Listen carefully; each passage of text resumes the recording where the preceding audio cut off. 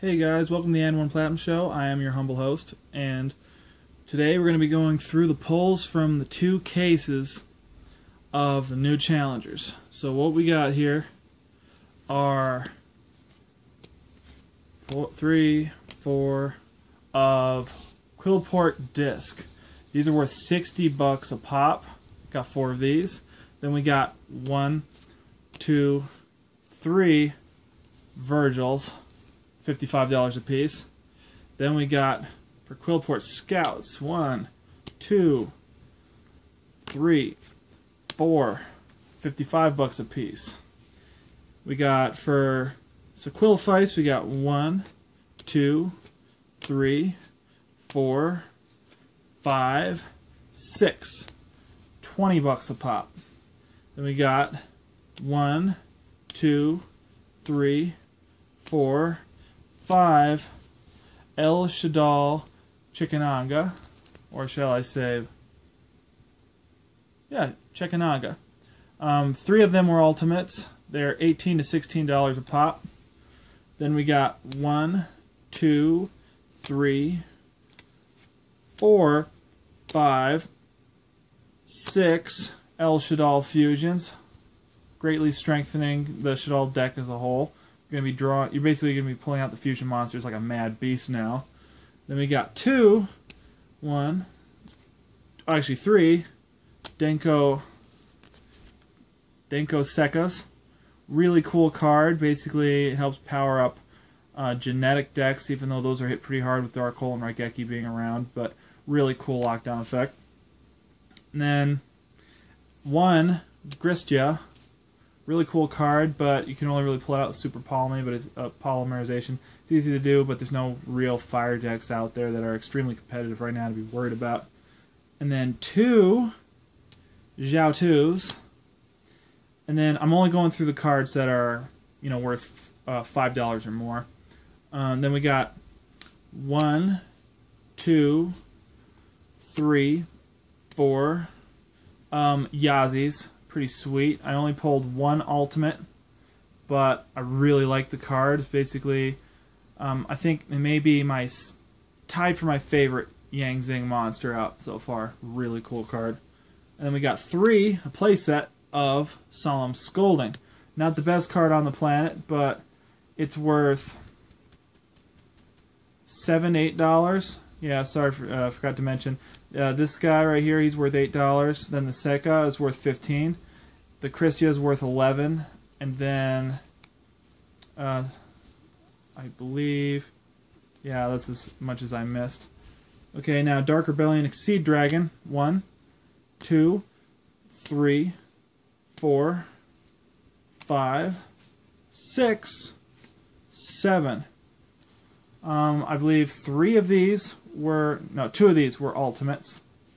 That's worth $8. And then Stellar Knight Trevere, 1, 2, 3, 4, 5, 6, 7. These are worth anywhere from $5 to $7. And then we got, oh, my bad. That's actually the first time that's ever happened to me. That is pretty darn funny. Okay. And then let's see here. We got 1, 2, 3, 4, 5, 6 Fire Lake of the Burning Abyss cards. These are only worth $6 a piece right now. When Pendulum Monsters are bigger things, such as Quillports in the next set, this is going to be a really good card. And then we got, here we go, 1, 2, 3, 4, 5, 6 Rubik's. Rubik? Yeah, Rubik. He's worth about $4 to $5 a piece. So if you add all these up, it's about over $1,000. Honestly, I would say, I honestly thought that this was going to do better than Duelist Alliance in the value department. But unfortunately, I think you may end up eating a couple $100 with this, unless you get creative with the comments. Like, I sold about 800 of the comments for basically, after shipping, $5 profit each. So at the end of the day, I'm probably closer to 1100, 1200 for how much I sold these cards net for, but that's still eating a couple $100. I think it was completely worth it because I saw a lot of cool cards. I'm going to be keeping a couple for myself. But I really enjoyed the deck. It's kind of chaos, opening up all the booster boxes and rigging it up for, with videos too. Trying to make that all work out, in a nice timetable. So I end up selling the cards and getting the videos up on YouTube. Okay, thanks for watching these videos, guys. It means the world to me. And basically, my thoughts and opinions on this set. I would honestly say that in this set, quill ports, basically, this is a launching pad for 'em. Like, aside from the El Shaddol Fusion, I don't really think that this particular set massively helped a specific archetype.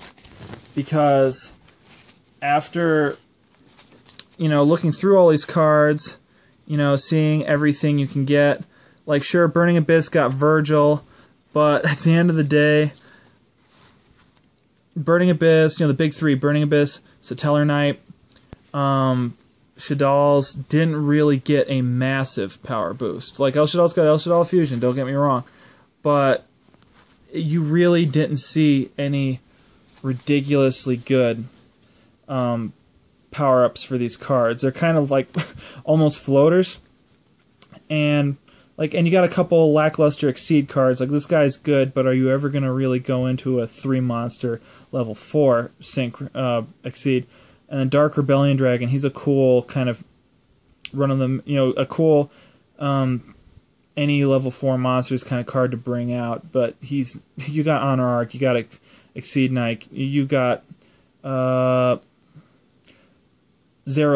you've got, oh no, what was it called? Well, basically when it comes out, it's got 2400 attack, and it takes out a monster whose attack is different than its normal attack. Yeah, then you draw a card. You've got that monster. I mean, you don't really need that card. Solemn Scolding, it's an iffy card. It's like they're trying to kill off the Solemn kind of line of cards. Yazi was cool. Like, basically, right now, it seems to me like Quill Forts with this set are kind of like what Yang Zings were in Duelist Alliance. Like, now Yang Zings are actually a more rounded deck. You don't need to rely off a skill drain for it to be worth anything. But, as I said, some of these cards, like some of the Quill Fort cards, are $60. Like, this guy, he doesn't do much. Like, Quill Ports, they're $60 a pop, for a couple of them.